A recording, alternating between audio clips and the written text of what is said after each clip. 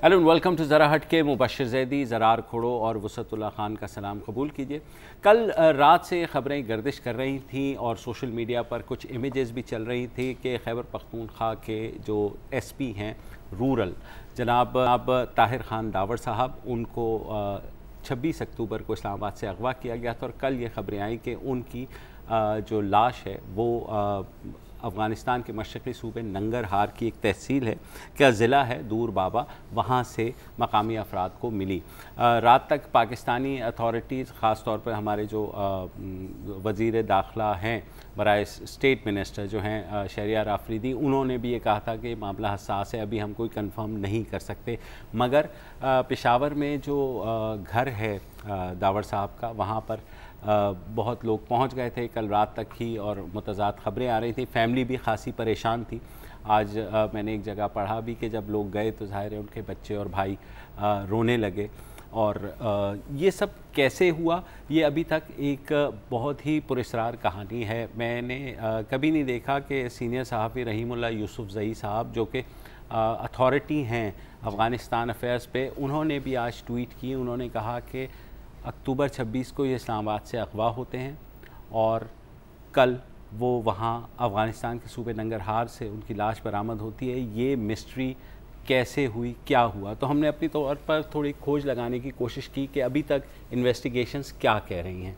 तो अक्टूबर 26 को ये बताया गया कि वो उनका जो घर है G10-4 में, वो वहाँ आए, खाना बनाने का अपने मुलाजिम को कहकर वो बाहर निकले। उन्होंने अपना एंड्रॉयड फ़ोन घर छोड़ा और दूसरा जो नॉर्मल फ़ोन है नोकिया का, वो अपने साथ लेकर के गए।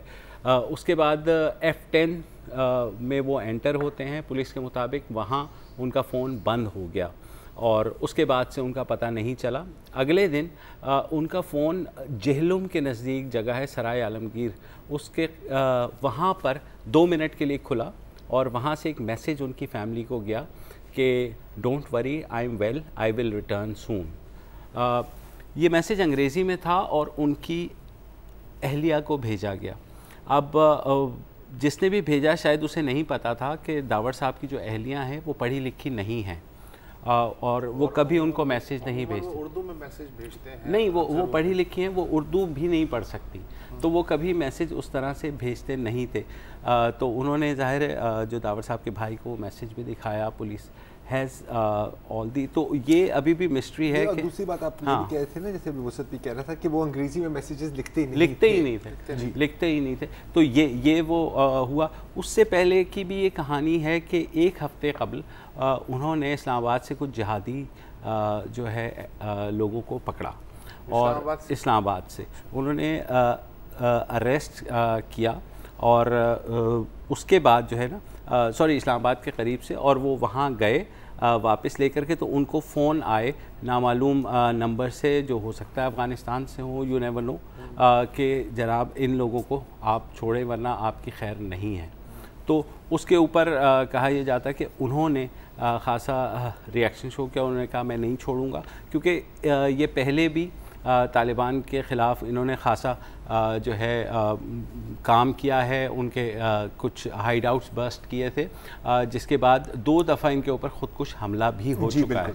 तो ये इनिशियल रिपोर्ट्स आई हैं कि उनको ऐसी धमकियां मिली थी और 26 अक्टूबर को फिर उन्हें अगवा किया गया। अब सवाल ये है कि वो इस्लामाबाद में, वहाँ से उनका फ़ोन बंद होता है F10 में और उसके बाद वो फ़ोन खुलता है सराय आलमगीर, जो कि बिल्कुल एक दूसरी साइड है, डायरेक्शन ही दूसरी है। फिर यह है कि वो कौन लोग थे जिन्होंने उनको फ़ोन करके धमकियां दी उन लोगों को छुड़वाने के लिए, और जिनको उन्होंने नहीं छेड़ा। इस्लामाबाद से अगर आपको जाना हो नंगरहार, तो ये कम से कम 200 किलोमीटर का तो आपको फासला तय करना ही पड़ेगा। अच्छा, उससे पहले एक और मिस्ट्री भी है। आई मीन ये कैसे हुआ, इस पर तो हम अभी आते हैं। उससे पहले एक और मिस्ट्री है कि जो आपने जो तस्वीर देखी, हम सब ने वो तस्वीर देखी है, और उसमें एक ख़त है उनकी बॉडी हाथ से लिखा हुआ है पश्तो ज़बान में, और उसमें विलायत खुरासान का नाम दिया हुआ है। अच्छा, जहाँ तक मैंने सुना है, मैं रहीमुल्लाह यूसुफ़ज़ई साहब ने भी यही ट्वीट की थी कि तहरीक तालिबान पाकिस्तान ने कहा है कि जी हमारा कोई बात माने या ना माने वो एक अलग बात है, लेकिन क्योंकि खुरासान विलाया ने इसकी दाइश है जो उन्होंने इसकी जिम्मेदारी कबूल की है, फिर उनका सर्विस कार्ड उनकी लाश के साथ से मिला। तो ये खासी अच्छा टारगेट वो इस लिहाज से उनका होना इसलिए समझ में आता है कि वो खासी सेंसिटिव उनकी जिम्मेदारियां थी। वो FIA में भी रहे, हाँ। फिर वो ASP बन्नू में भी रहे, फिर SP के ओहदे पे तरक्की दे के पेशावर रूरल सर्कल का, अच्छा ये नॉर्थ वजीरिस्तान, हाँ पेशावर रूरल सर्कल में जो इलाके आते हैं उसमें खासे जो हैं माजी में मिलिटेंसी के जो गढ़ रहे हैं इलाके वो भी ज़ाहिर है शामिल हैं। तो ये हिट लिस्ट पे तो इनका होना समझ में आता है। लेकिन फिर ज़ाहिर सवालात भी उठते हैं। मसलन अब जैसे एक रिवायती सा सवाल है कि जी एक दिन दहाड़े आपका अफसर जो है वो उठा लिया जाता है और 18 दिन पहले, इन 18 दिनों में मुझे याद नहीं पड़ता, आपको शायद याद पड़े, कि किसी सरकारी अहलकार की तरफ से कोई बयान आया हो कि क्या एफर्ट्स कर रही है रियासत, उसका क्या ख्याल है कि ये कहाँ चले गए हैं। कोई एंग्जाइटी मुझे मीडिया में नज़र नहीं आई सरकारी हवाले से, मुझे भी नज़र नहीं आई। और चले उसको आप ये कह लें कि वो एक अगवा था, हो सकता है इन्हें पता हो। कल कुछ अभी तो कह रहे हैं कि हमें नहीं पता था। देखिए क्योंकि जो अफगानिस्तान के सफ़ीर हैं जी, वही मैं उधर आ रहा था कि इससे ये बात जुड़ी हुई है कि अफगान सफ़ीर हैं उमर ज़खेलवाल, उन्होंने सहाफ़ियों को बताया आज बात करते हुए कि लापता पुलिस अफसर के बारे में किसी भी इत्तला के लिए हुकूमत पाकिस्तान ने अफगान हुक्काम से कोई राब्ता नहीं किया, नंबर 1। फिर वो एक सवाल उठाते हैं कि ये कैसे मुमकिन हुआ कि इस्लामाबाद से एक पुलिस अफसर गायब हुआ और उसकी लाश अफ़गानिस्तान में मिले। दोनों मुल्कों के हुक्काम को बैठ के SP ताहिर के मुश्तबा कातलों के बारे में कुछ बात करनी चाहिए। 2011 और 2018 में भी बहुत बड़ा फर्क है, बहुत बड़ा फर्क है। मैं इसको सफाई के तौर पे नहीं पेश कर रहा, मैं इसको एक नेगेटिव एग्जांपल के तौर पे पेश कर रहा हूं कि जी बिल्कुल मुमकिन है, लेकिन उन दिनों में तो आपने कुछ सिक्योर नहीं किया था ना सर। अब तो दावा यही है कि सब कुछ सिक्योर है। और दूसरी बात है कि मुझे नहीं पता कि बैकग्राउंड में कोई काम हो रहा था या नहीं हो रहा था, लेकिन अगर जो अफगान सफीर की बात है वो दुरुस्त है, और मैं दोबारा कहूंगा अगर ये बात दुरुस्त है तो ये बहुत ही शर्मनाक हमारे लिए, बहुत और अगर ये बात दुरुस्त नहीं है तो उठते के साथ हमें तस्दीक चाहिए इस बात की, और हमें कुछ प्रूफ करके दे कि आपने क्या है, आपने कुछ किया है, आपको परवाह भी है या नहीं है। हाँ सही बात है। और हमारे कम से कम शहरियार आफरीदी साहब को उनके घर तो जाना चाहिए था यार। मतलब गले लगाने से फुर्सत मिलेगी तो वो घर जाएंगे ना यार, क्या बात कर रहे हैं आप। मतलब लेकिन यार आप ये सारा अब वो पुलिस ये कह रही है कि होता ये है कि अगवा करने वाला ग्रुप फर्क होता है, उसके आगे वो एक और ग्रुप को हवाले करते हैं, वो ऐसे ग्रुप तीसरे के पास जाता है। टोपियां तो नहीं होती ना वही ना, तो हमारी इंटेलिजेंस एजेंसीज के पास भी कुछ ना कुछ तो इन्फॉर्मेशन होगी ना यार। सर चेक पोस्ट है रास्ते में या खुला खाता है, मतलब वो मोटरवे से निकल गए। ये 1960s है, ये 1960s है कि मैं लाहौर से जाके काबुल में फिल्म देख के वापस आ जाऊं। इससे तो ये वो है, ये वो दिन इससे तो यही लगता तो ऐसे ही नहीं। लेकिन सर अब बात तो होता है, और ये वही बात के आम आदमी तो नहीं थे ना कानून नाफिज करने वाले। आम आदमी का क्या होगा अगर इनका ये हाल है, ये मुझे बता। आम आदमी को तो कोई वो करेगा ही नहीं ना। अच्छा मैसेज क्या गया? मैसेज ये गया एक तो ये कि अब पुलिस जो के दहशतगर्दी की खिलाफ जो जंग है उसमें हरावल दस्ता है, उसके बाद नीम फौजी दस्ते आते हैं, फिर आर्मी आती है, फर्स्ट डिफेंस लाइन है ना पुलिस। अब इसके बंदे को उठाया जी, पंजे से उठाया और वो वहाँ ले गए और उन्होंने मार डाला। वो जो हमारे यहाँ एक होता है ना, हर इस तरह के वाक़े के बाद सब मोरल डाउन हो गई। तो अब ये बताइए पुलिस के मोरल का क्या करें? सही बात, बिल्कुल। जो फर्स्ट डिफेंस लाइन है उसके मोरल का क्या करेंगे? मुझे पता है क्या याद आता है, अमीन अब अगेन वही घिसी पिटी बातें, कि आपको याद है ना पिछले फैजाबाद धरने में जो आंख गई थी एक पुलिस अफसर, क्या हुआ उसके बाद? सब खारिज, उसका नाम तक नहीं पता, किसी का FIR नहीं हुआ, सारे केसेस दर्ज हो गए, मोरल डाउन होती है। हमेशा हम बात करते हैं मोरल डाउन हो रही है, यहाँ पर लोग बहावत के नारे लगा रहे हैं, उससे मोरल डाउन नहीं होती क्या? उससे भी होती है। अगर आप उन चीजों पर एक्शन नहीं देख सकते तो क्या हम ही फूल स्टूपिड है ना यार। और कल से हम समझते हैं कि इसके ऊपर हम एक्शन देखेंगे। कल से मुझे तो कोई अच्छा मसला ये कि मेरा अगर भाई अगवा होता है ना तो मेरी फैमिली सफर करेगी। हाँ। लेकिन अगर आपकी किसी फोर्स का हाजिर सर्विस बंदा उठाया जाता है तो फोर्स सफर करेगी, ये फर्क है। अच्छा फोर्स सफर करेगी तो फिर भी कौन सफर करेगा? आप और मैं। बिल्कुल, और बिल्कुल सही बात है। और हमें ये भी सोचना होगा कि इतने सीनियर लेवल का बंदा यहाँ से उठ गया, we need to wake up somewhere, we need answers, बिल्कुल वी नीड आंसर्स। एंड देखो एट द वेरी लीस्ट अच्छा मैं मान सकता हूँ ऐसा हो भी सकता है, आप लोग अफवाह हो सकते हैं, ठीक है, चाहे वो जो भी हो, जितनी भी सिक्योरिटी हो, जितनी भी एरिया क्लियर हो, कुछ आपके जानिब से कुछ मैं सुनना चाहता हूं कि आप चैन से नहीं बैठे थे, बस ये बस इतना बहुत, रियासत अभी भी कहीं मौजूद है, किसी की हिफाजत के लिए मौजूद है, एक वक्फा अपनी हिफाजत के लिए, और वक्फा ले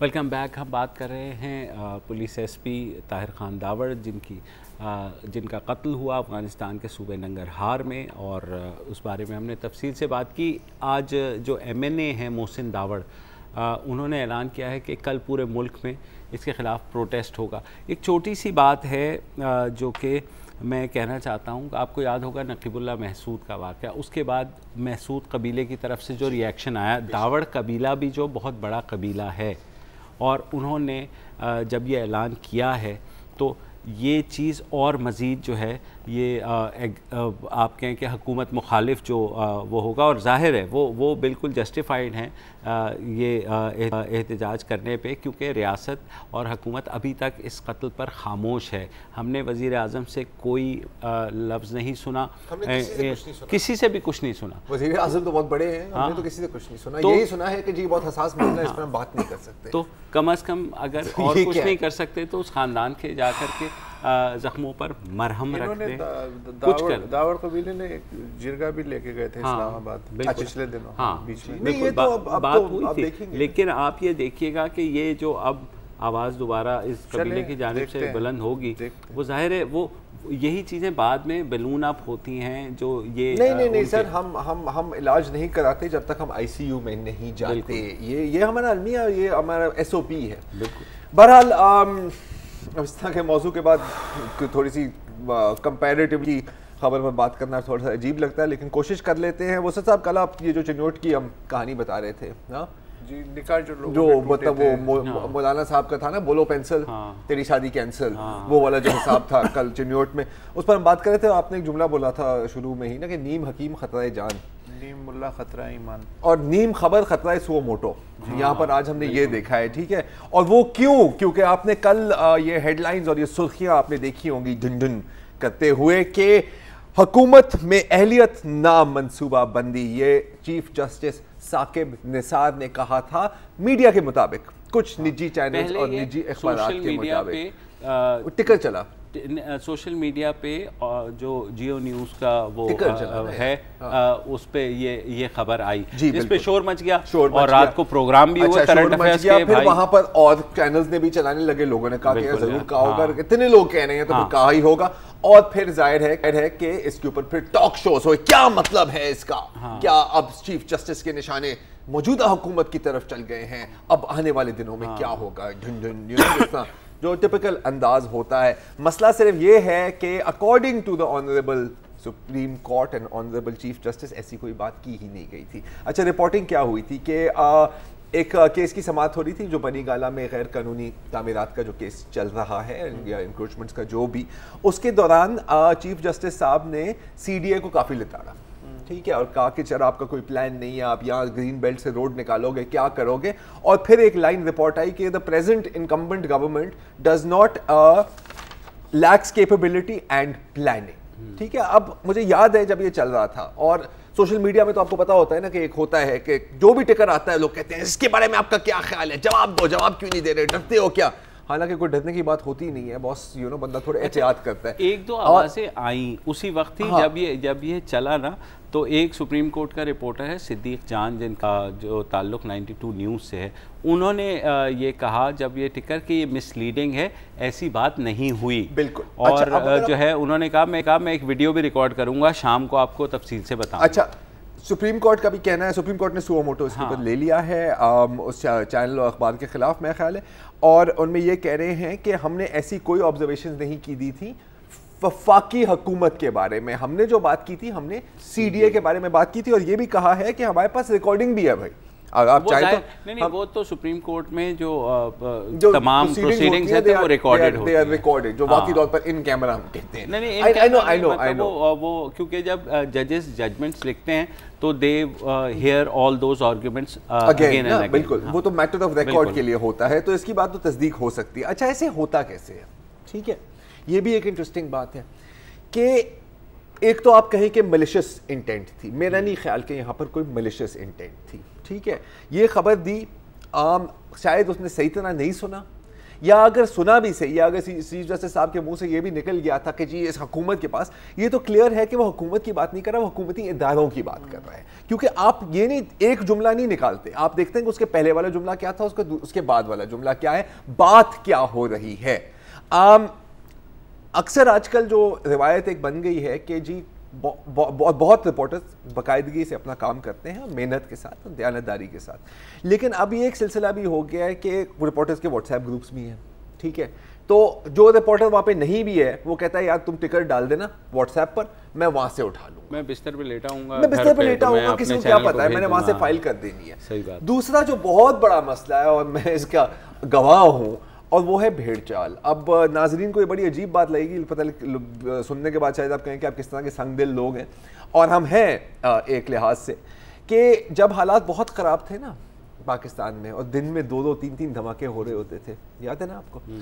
तो मुझे याद है कि मैं अगेन किसी निजी चैनल के लिए काम कर रहा था, तो एक धमाका, ठीक है, अब धमाके की इमीडिएटली बाद रिपोर्टर को क्या खप होती है कि कितने लोग इसमें फौत हुए हैं।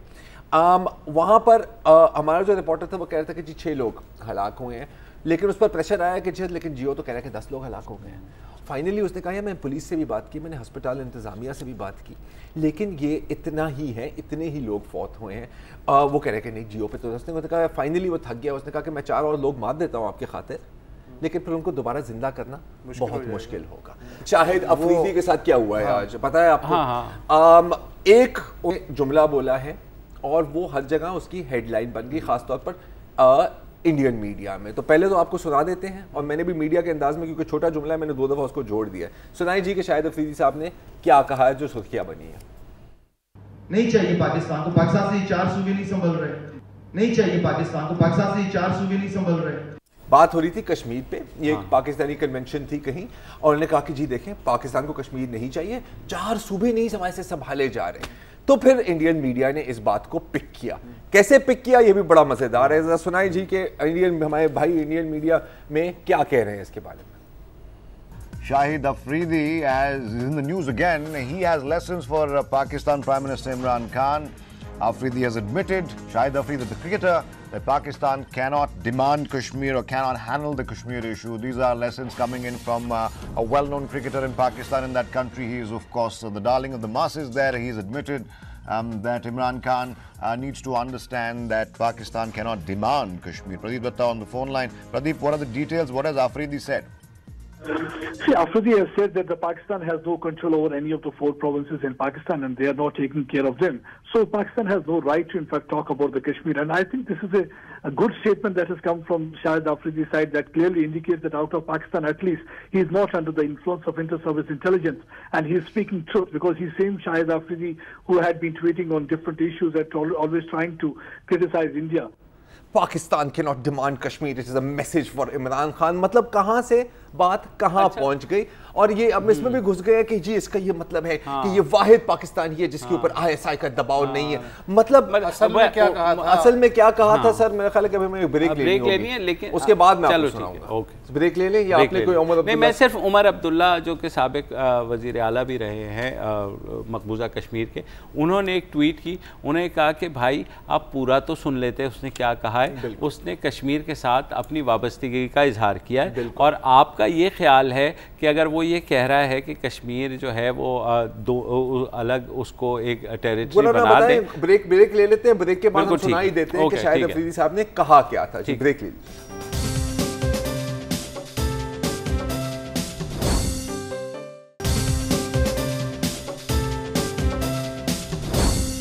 वेलकम बैक जी। अभी आपने शाहिद अफरीदी का मुतनाज़े क्लिप सुना और कंट्रोवर्शियल, और फिर आपने इंडियन मीडिया की कवरेज भी सुनी, और बिल्कुल लगता तो अब यही है कि गद्दारी का मुकदमा ही हो सकता है अफरीदी साहब पर। लेकिन पिटिशन फाइल करने से पहले अब आप सुने कि पूरी बात शाहिद अफरीदी साहब ने क्या की थी। इसको दुनिया ने कश्मीर एक इशू बना दिया। कश्मीर कोई इशू नहीं है। जो वहां पे लोग रहते हैं, मैं कहता हूँ चलो पाकिस्तान को नहीं चाहिए कश्मीर, इंडिया को भी ना दो, कश्मीर अपने एक मुल्क बने। एटलीस्ट इंसानियत तो जिंदा रहे ना, जो इंसान मर रहे हैं वो तो ना हो ना यार। नहीं चाहिए पाकिस्तान को, पाकिस्तान से 4 सूबे नहीं संभल रहे, आप इंडिया को भी नहीं दो, पाकिस्तान को भी नहीं चाहिए कश्मीर। कश्मीर को अपने रहने दो, अपना वो रहने दो उनको। इंसानियत बड़ी चीज है। जो वहां पे लोग मर रहे हैं तकलीफ होती है, कहीं पे भी इंसान मरता है चाहे वो किसी भी मजहब का हो, तकलीफ होती है एज ए इंसानियत। तो ये थी बात। अभी पहले बंदा कॉन्टेक्स्ट भी देख लेता है कि इन्होंने कश्मीर के बारे में पहले क्या बातें की थी, फिर आप ये भी जहन में रखें कि शाहिद अफरीदी है, टुक टुक नहीं खेलते, स्विंग मारते हैं, कभी छक्का लग जाता है, कभी डक पे आउट हो जाते हैं। लेकिन मैं अपने मतलब के जुमले तो मैं अतले अपने मतलब लेकिन उसके बाद उन्होंने ट्वीट करके इस चीज को वाजे भी किया कि मेरी बात को आपने जो है ना बिल्कुल वो तोड़ मरोड़ के पेश सब कुछ करेगा रेटिंग के लिए यार। लेकिन आप ना पूरी बिजनेस को ठप कर दोगे इसी चक्कर में, क्योंकि वैसे ही आप पर हमले हैं और फिर आप खुद इस तरह के काम करोगे। ठप जो है ना वो तालीब वालों का भी हो रहा है। ना करो यार। वो क्या हुआ है? खबर आपने सुनी है ये कि जो सिंध हाई कोर्ट और सुप्रीम कोर्ट की जानिब से फैसला आया था कि फीसों में 5% से ज़ायद इजाफा ना करें प्राइवेट स्कूल, तो उसकी हुक्म अदौली पे जो महकमा तालीम सिंध है उसके directorate of registration private schools ने सिटी और बीकन हाउस सिस्टम की रजिस्ट्रेशन सूबे की हद तक मुअत्तल कर दी है। लेकिन तदरीसी सरगर्मियाँ मुतासिर नहीं होंगी, मगर लाइसेंस फ़िलहाल मुअत्तल होगा उनका जब टिल फर्दर आर्डर्स। ये फ़ैसला सिंध हाई कोर्ट ने 3 सितंबर को किया था कि निजी तालीमी इदारों की जानिब से जो 5% से ज़ायद इजाफा है फ़ीसों में वो गैर कानूनी है और 3 माह के अंदर अंदर इनको रिफ़ंड करना होगा वालिदैन को इन स्कूलों को। तो डायरेक्टरेट के जो डीजी हैं डॉक्टर मंसूर हुसैन सिद्दीकी, उनका कहना है कि सिटी और बेकन हाउस स्कूल सिस्टम को बारहा कहा गया कि वो अदालती हुक्म पे अमल करें, मगर इन स्कूलों ने डायरेक्टरेट के इन तबाही खतूत का जवाब तक देना मुनासिब नहीं समझा, लिहाजा उनकी रजिस्ट्रेशन आर्जी तौर पे मुअत्तल की जा रही है। अच्छा, ये फैसला आया था गुज़िश्ता बरस 3 सितंबर को। हाँ। तो साल से हो गया था। पेरेंट्स जो थे वो बार बार ये मुतालबा कर रहे थे कि लाहौर हाई कोर्ट ने सिंध हाई कोर्ट ने एक डिसीजन दिया है तो उसको इम्प्लीमेंट होना चाहिए, मगर ये स्कूल्स सुप्रीम कोर्ट चलेगा और सुप्रीम कोर्ट में अभी इसकी समाअत चल रही है। हाँ। और इवेंचुअली जो कुछ भी होगा, और ये जो 5 खतूत इनको लिखे गए, शुरू में पेरेंट्स ने कहा कि नहीं वो नहीं कर रहे, तो उस वक्त महकमा तालीम ने भी ज़रा डामाडोल किया, नहीं किया।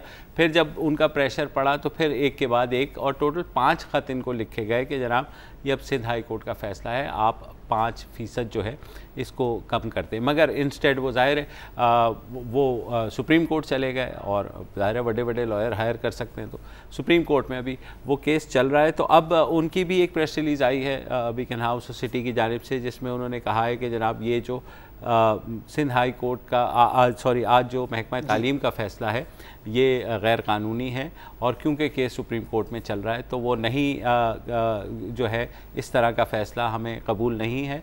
और साथ ही उन्होंने ये भी कहा है कि इससे हमारी रेपुटेशन जो है उसको नुकसान पहुंचता है और हज़ारों बच्चों का जो मुस्तकबिल है जो पढ़ रहे हैं वो भी जो है मुतासर हो सकता है। अच्छा, नहीं ये अगर मैं बेकन हाउस का जो प्रेस रिलीज़ है इसमें जो कहा गया कि गैर कानूनी है, अगर ये फैसला गैर कानूनी है तो ये जो सूबाई वज़ीर तालीम है सरदार शाह, उन्होंने सहाफ़ियों से आज गुफ्तगू करते हुए इसकी जो वजाहत कुछ लोगों ने मांगी उनसे, तो उन्होंने कहा कि जी बेशतर स्कूलों ने, प्राइवेट स्कूलों ने जिनमें छोटे स्कूल भी शामिल हैं, इस जो सिंध हाई कोर्ट का ऑर्डर है उसकी तामील की है कि 5% जी पे किया है।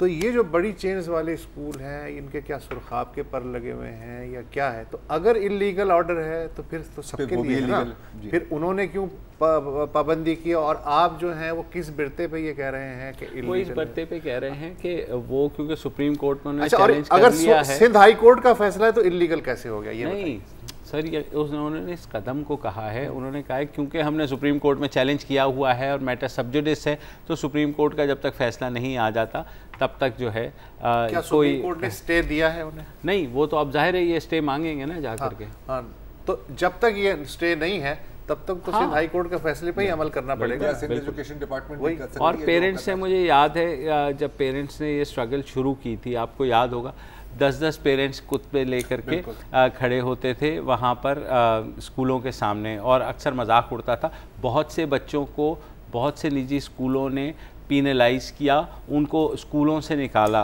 और मुस्तकबिल का उनके ख़िलाफ़ जो है ना, मतलब उनका बाकायदा मुस्तकबिल तारीख किया। बहुत बड़ा इशू है कि प्राइवेट स्कूल्स को रेगुलेट करने का क्या मैकेनिज़्म होगा। इनको रेगुलेट करना मेंढकों को तराजू में तोलने के बराबर है। ब्रेक ले लें।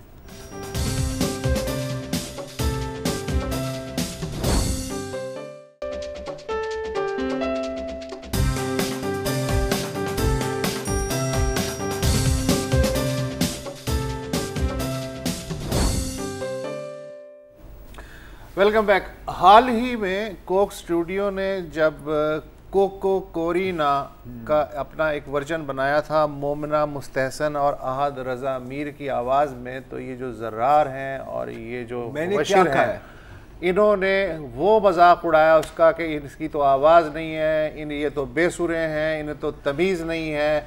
और पूरे सोशल मीडिया पे एक मखसूस टोले ने जो इन्हीं की तरह सोचता है एक तूफान खड़ा कर दिया कि साहब ये तो अहद रजा मीर खुशी कर रहे हैं हमारी, ऐसी कोई बात नहीं, सिफारशी आदमी है। और मोमिना मुस्तहसन उसे गाना क्या आता है? मोमिना के बारे में कभी ये नहीं कहा था, बंदे के बारे में मैंने कहा था। कि जो इंसानी हुकूक की वजीर है शीरी, सुन तो लो यार, हत्ता कि इंसानी हुकूक की जो वजीर है शीरी मजारी, उन तक ने जो है उनके भी जज्बात मजरू हो गए और उन्होंने कहा ये जो कोका कोरीना के साथ इन्होंने किया है, वो मैं नाम टर्म नहीं इस्तेमाल करना चाहता, जो उन्होंने मुराद थी समझ गए हैं बॉस, कि जो मस्क किया है, तो मैं इस पे जो है तारीख कभी इन्हें माफ़ नहीं करेगी, ना कोक स्टूडियो को ना इन गुलकारों को। लेकिन आज मैंने ऐसी सर्फिंग करते हुए एक इसका नया वर्जन सुना कोको कोरीना का, और ये मुझे कोक स्टूडियो के वर्जन से ज्यादा अच्छा लगा। अगर आप चाहें तो मैं सुनवा सकता हूँ। हाँ सुनवा दीजिएगा, लेकिन मैं कह रहा हूँ कि ये जो आप झूठे इल्जाम लगा रहे हैं इसके बारे में पहले मैं आपसे एक मिनट, मोमिना मुस्तहसन ने वो रास्ता खोल दिया है कि अब हर बंदा जो है ना कोको कोरीना के ऊपर, इस पे मैं एक बिल्कुल ऐसा है कि जब ओमपुरी और नसीरुद्दीन शाह एक्टिंग करते थे तो हम समझते थे हम भी कर सकते हैं। हाँ यार वही ना, देखो ठीक है, लेकिन मैं एक बात कहूंगा कि इसमें अनफेयरली मोमिना मुस्तहसन को टारगेट किया गया। वो जो दूसरा बंदा था ना वो बहुत ज्यादा बेसुरा है यार, अहद रजा मीर की बात कर रहे हैं। मोमिना तो बड़ी गुलाम अली खान नहीं, मैं यही नहीं यार। अच्छा आप सुना, आसिफ रजा मीर के साहबजादे के बारे में ये कह रहे हैं। सर वो एक्टर बहुत बेहतर होंगे और अच्छा नौजवान एक्टर है, लेकिन एक्टर का मतलब ये नहीं है कि वो गुलकार भी अच्छा हो सकता है। वो तो देखिए, one can try his luck. नहीं सर, लक ही, हाँ बाथरूम में, यही मैं कह रहा था, बाथरूम में लक ट्राई कर ले तो ये नया सुनना है या नहीं सुना दे, हमारी बातें तो चलती अभी वो 2 मिनट नहीं हुए फिर भी सुना दे। अगर अहद और मोमिना कोको कोरीना गा सकते हैं तो जिगर जलाल क्यों नहीं गा सकता?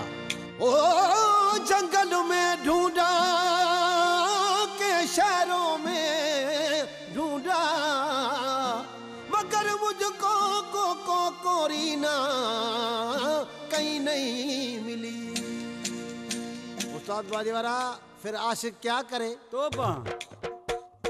मेरे ख्यालों पेश आई है एक सूरत मतवाली सी, नाजुक सी शर्मीली सी, मौसूम से बोली बाली सी, रहती है वो दूर कहीं अता पता मालूम नहीं।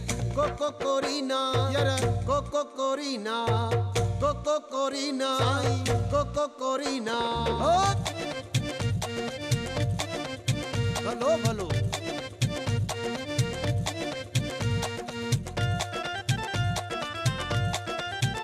बराबर। झील से गहरी आंखें जिसकी, फूल सा जिसका चेहरा, काली जुल्फे नागिन बन के देती है जिस पे पैरा। तुम पूछोगी मुझसे दुनिया भर में कौन है ऐसा हसी, मेरे ख्यालों पेश आई है एक सूरत मतवाली सी, नाजुक सी शर्मीली सी, मौसूम से बोली बाली सी, रहती है वो दूर कहीं अता पता मालूम नहीं। कोको कोरीना, कोको कोरीना, कोको कोरीना, कोको कोरीना। बराबर। ये चीज एक और मान गया कि उस वर्जन से बेहतर है। तकरीबन 1000 गुना जी। हाँ, लेकिन अभी भी इस पे भी ट्वीट आ सकती है सीरी मज़ारी साहिबा की, यू नेवर नो। क्या नहीं, इस पर नहीं आएगी, इस पर नहीं आएगी। क्वालिटी होती है और मैं मान गया, बिल्कुल मच बेटर परफॉर्मेंस अगले कुक स्टूडियो में इस भाई को, और बिल्कुल कुक के स्टाइल में शूट किया है। बिल्कुल आप जो अपने दिफा में कहना चाह रहे हैं कि मोमिना के बारे में, मैंने तो कह दिया था, मैंने कहा कि देखिए मैंने ऐसा कुछ नहीं कहा था, ये ऐसी है झूठी। मैं आपको बस सबूत किया है कि मैंने ऐसी बातें की। क्लिप है आपके पास, ट्वीट है आपके पास, नहीं है आपके पास। आपका पता है क्या खबर फैला रहे हैं, यू आर फेक न्यूज़। वो सर आपका कौल यही है कि झूठ को फैलने में यूं लगता है और सच को साबित करना पड़ता है, साबित करते रहना। तो ये क्या हो गया ऐसे आज? ये सही बात। चलिए कोई बात नहीं, आपने क्लिप सुना दी, आपने कुछ नहीं, ठीक है। बहरहाल ये अच्छा है या अच्छा, अप्रूव्ड है, थम्स अप। वाह वाह। बाथरूम में गाय और खुल के गाय, बिल्कुल हाँ, लेकिन पानी ऑन करके ताकि बाहर आवाज ना। एग्जैक्टली, बिल्कुल सही बात। खुदा अस्सलाम वालेकुम। अगर आपको हमारे शो पसंद आया है तो प्लीज़ हमारे YouTube चैनल को सब्सक्राइब करें, और अगर मुनासिब समझे तो इस वीडियो को लाइक भी कर लें, तो कोई हर्ज नहीं है, और शेयर भी कर लें और कमेंट भी कर दें, वरना वो सब ऐसे ही लिखते रहेंगे। और ये जो दोनों कह रहे हैं ये कर लें जी प्लीज़, नहीं तो हमें भी घर जाना है, मैं आपके कंप्यूटर में नहीं रहना 24 घंटे। सही बात।